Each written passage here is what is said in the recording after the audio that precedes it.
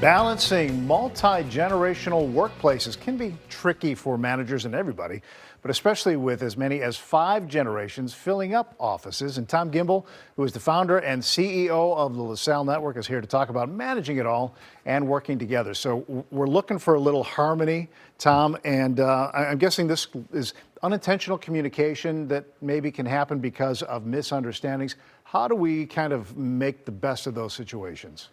I think rule number one, Ray, is we've got to think about that we're dealing with people of different generations, and the same thing that maybe with any difference that we have with people, whether it be socioeconomic or gender or what have you, is to be considerate of other people and to realize that if you're a 25-year-old Gen Z, and the old expression, I'm not that old, of okay boomer, right, is the disrespectful joke.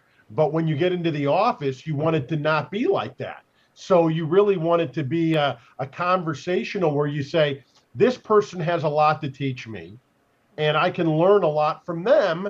And at the same time, where things really go wrong, though, is when the older generation only wants to be the mentor and never wants to learn anything from the younger generation. Yeah, it's a two-way street, right? It goes both ways. I love that. Okay, boomer. Yeah, that leads to the next point is trying to avoid stereotypes, which can be so ingrained in us, and we don't even realize we're playing into them. Yeah, I think so often people want to say, well, these younger kids don't know what they're doing or they haven't experienced this. Well, of course they haven't. They're young. That's what they're lacking is experience. But just because you're lacking experience doesn't mean you don't have intelligence, doesn't mean you don't have vigor and enthusiasm and energy.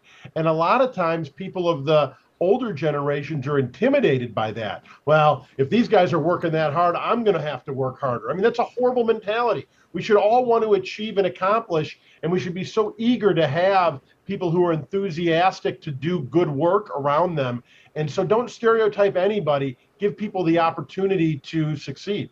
That's a great point. And this gap, I think it's all about trying to understand the other, but the friction is what we want to avoid. And you talked a little bit about this, looking for the opportunity, and that is the learning exchange that can happen from both sides.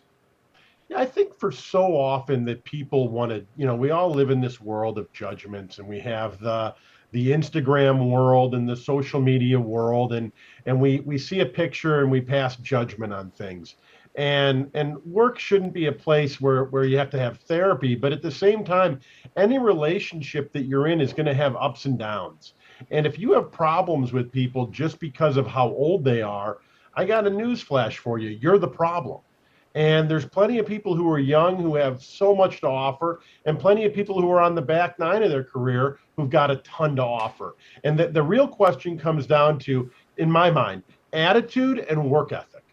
And if you've got a positive attitude and a great work ethic, you want to learn from one another. And I think what ends up happening is you do get both sides of the equation that are so quick to judge of, well, I don't know what it's like to have kids, so I can't get involved with that coworker, or I don't go out to the bars after work because I have a family and live in the suburbs. And both of those are so wrong. And it's more of along the lines of accepting what's going on and wanting to be a part of one another's lives. All right, you've given us specifics about adapting our communication style here, but I like this last bit here is focusing on the similarities instead of the differences. Yeah, I think that, on the flip side, Ray, I've heard people say that they were offended because an older person compared somebody to their son or daughter. That's ridiculous. That's all we know is the people that we know. And if somebody's going to compare you to their children, what more form of flattery is there?